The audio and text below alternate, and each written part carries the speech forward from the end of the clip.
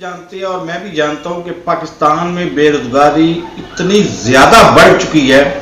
फजल को एक चपरासी की कस्टम में एक चपरासी की जरूरत है और उसके तालीमी काबिलियत टोटल मैट्रिक रखी गई है। उसके जवाब में जो दरखास्तें आएंगी वो कम से कम 1 लाख होंगी और लाख में से 50-60 माकूल हिस्सा पोस्ट ग्रेजुएट लोग दरखास्त दे होंगे चपरासी के लिए जिसकी तालीमी टोटल मैट्रिक है। इससे सूरत से निकलना किस तरह से है?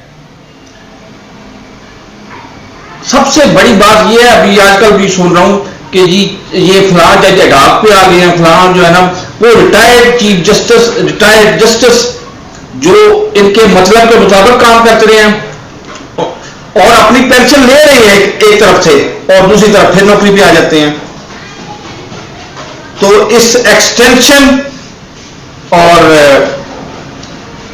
दूसरी तरफ जॉब, इस पर कानूनी तौर पर पाबंदी लगा दी जाए और कई जॉब देनी पड़ जाती है। ये बात पिटते हैं ना जी इस काबिल बंदा कोई नहीं और तो बंदा बाहर से बनवाए, बाहर से भी नहीं आता, आपने वही बंदा रखना है। उसके लिए कौमी असेंबली में ओपन बहस हो और बहस में कम से कम 50% से ज्यादा वोट उसके हाथ में पड़े, फिर उसको रियायत दे 1-2 साल के लिए रख दें, वरना एक्सटेंशन कौमी जुर्म बना दिया जाए और आइन में अमेंडमेंट कर दीजिए।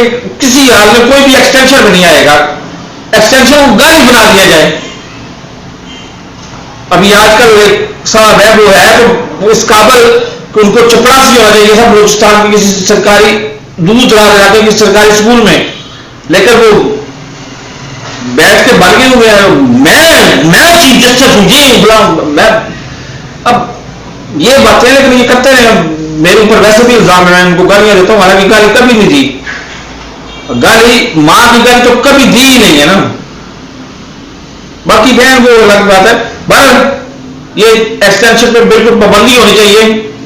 और दूसरी बात कि पाकिस्तान अब आज आप चले जाए यूके में कि जी आप पाकिस्तान में आके सरमायाकारी करें तो वो आपको छितर मार के भगाएंगे और आपको कहेंगे आप पागल हो या आप वैसे बदनीयत इंसान हो, बदनुमान इंसान हो कि पाकिस्तान में जाकर सरमायाकारी करें जहां पे कोई कानून नाम की खिलाफ नाम की चीज कोई नहीं है, वहां पे तो हमारी खवातीन जाती हैं तो उसके पैसे लूट के उनको वापस भेज दिया जाता है।